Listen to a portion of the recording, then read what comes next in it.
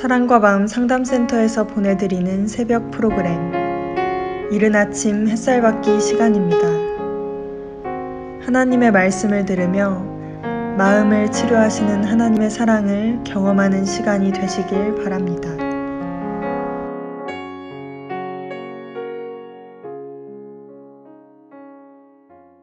사랑하는 성도 여러분, 우리는 하나님으로부터 참으로 어려운 이야기를 듣습니다. 네가 평안할 때에 내가 네게 말하였으나 네 말이 나는 듣지 아니하리라 하였나니 네가 어려서부터 내 목소리를 청종하지 아니함이 네 습관이라. 예레미야 선지자가 이 말씀을 하실 때에 이스라엘, 이 택함 받은 나라라고 하는 이스라엘의 신앙 상태, 현실적으로 율법주의적인 신앙생활이 만연되어 있는 상태. 지금 이 이야기를 이렇게 하고 있는 것입니다. 행위 완벽주의에 빠져 있는 상태. 우리도 지금 예수 믿는 자로서 바르게 살아야 되지 않습니까? 그러면 우리가 예수 믿는 자답게 살기 위해서 우리 스스로가 누구에게 험잡힐 짓을 안 하려고 노력할 것입니다. 당연한 것이겠죠. 그러나 지금 이런 우리 삶 속에서 있는 당연함에 대한 얘기, 그런 걸 말하는 게 아니라 성경에서 얘기하는 율법이 의미하는 그 바를 제대로 해석해서 깨닫고 있지를 못하다고 하고, 제대로 알려줘도 그 말씀이, 그 제대로 된 해석이 올바른 해석이라고 받아들이고 믿지 않는다는 이야기인 것이죠. 어제 이런 얘기를 드렸습니다. 오늘은 이와 관련돼서 착취하고 있는 권력자들의 이야기를 통해서 이런 말씀에 대한 이야기를 좀 더 부연 설명해 보고자 합니다. 아모스 4장 1절에 사마리아 산에 있는 바산의 암소들아 이 말을 들으라. 너희는 힘없는 자를 학대하며 가난한 자를 압제하며 가장하게 이르기를 술을 가져다가 우리로 마시게 하라 하는도다. 참 이게 무슨 말일까요?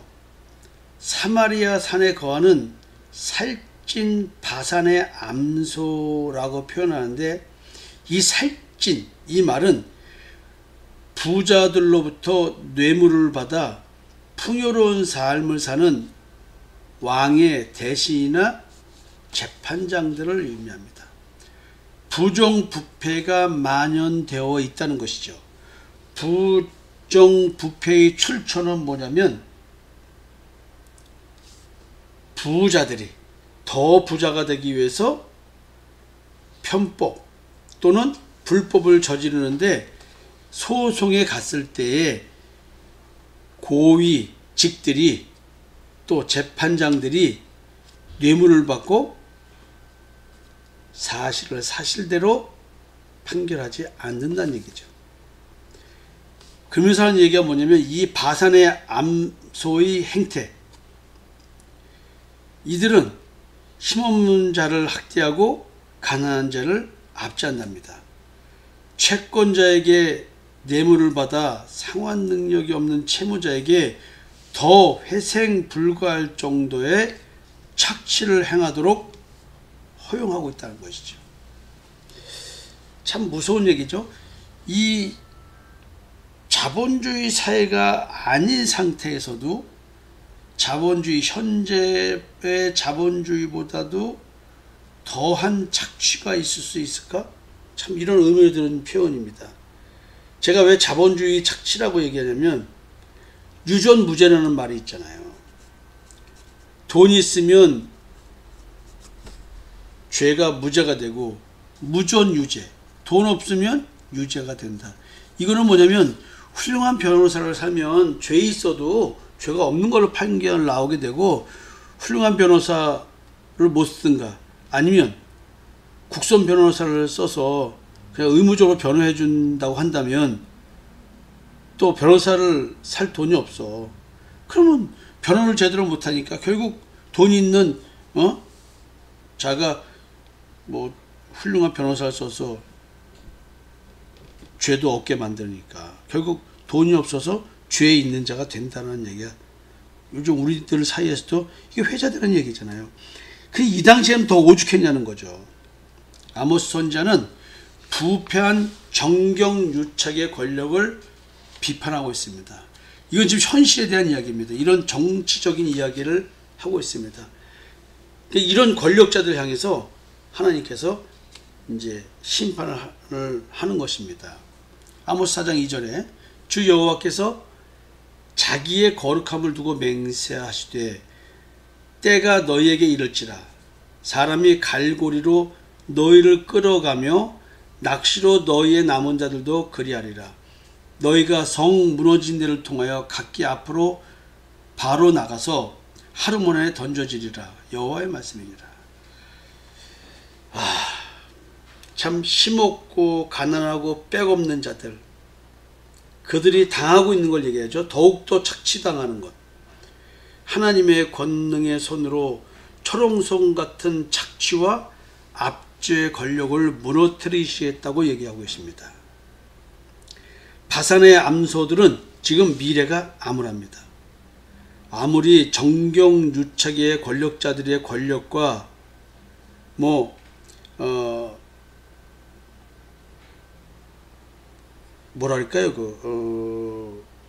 엄청난 대단한 그 권력을 가진 자와 결탁이 돼서 자기 자신의 부정부패를 가릴 수 있다 할지라도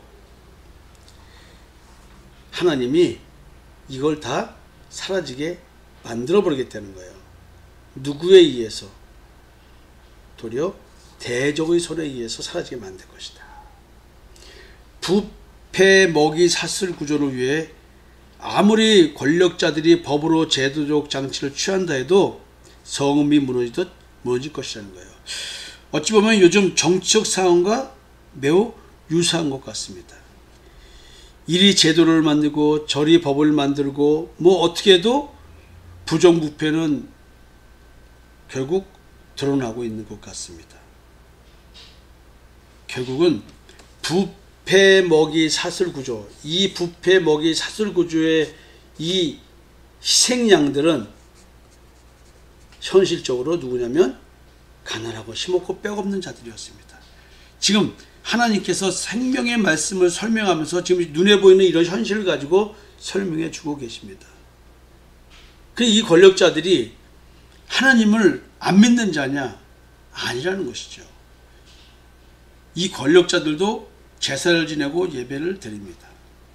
너희는 베델에 가서 범죄하며 길갈에 가서 죄를 더하며 아침마다 너희 희생을 3일마다 너희 11조를 드리며 누룩 넣은 것을 불살라 수은제로 드리며 낙헌제를 소리내어 선포하려무나 이스라엘 자손들아 이것이 너희가 기뻐하는 바니라. 주 여호와의 말씀이라.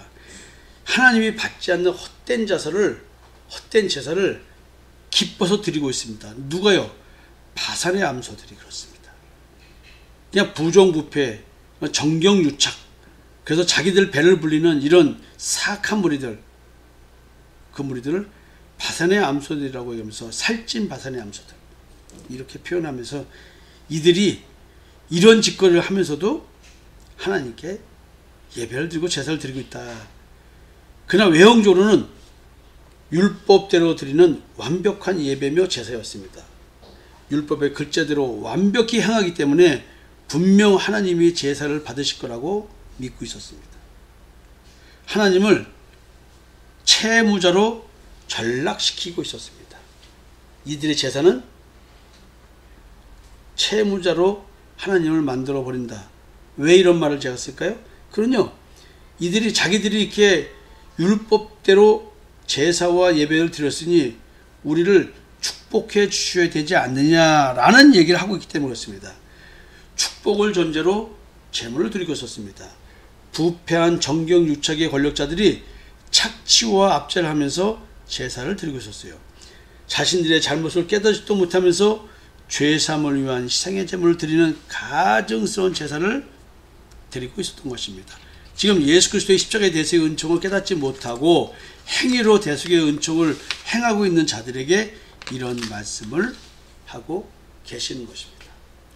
지금 이런 자들을 하나님께서 징계를 하고 계셨습니다.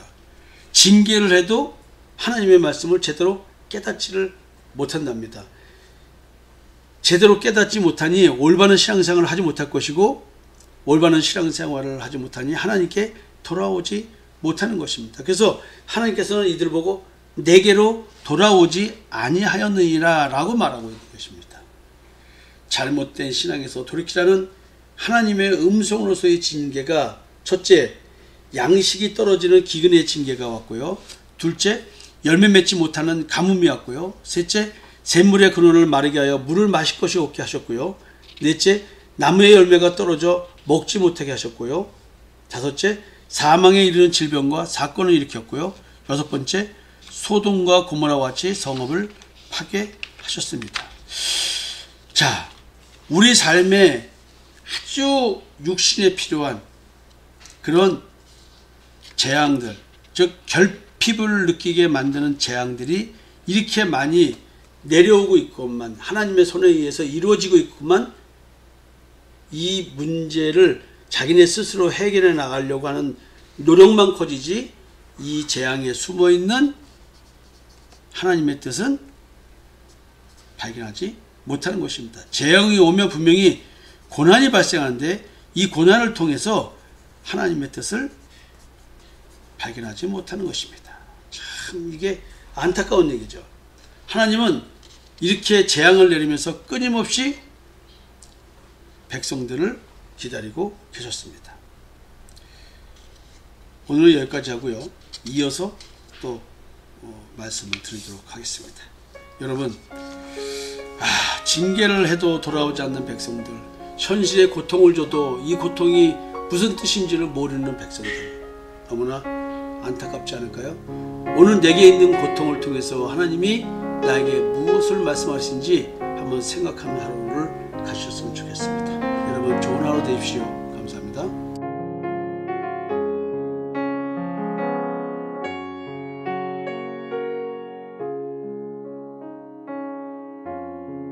지금까지 사랑과 마음 상담센터에서 보내드리는 새벽 프로그램 이른 아침 햇살받기 시간이었습니다.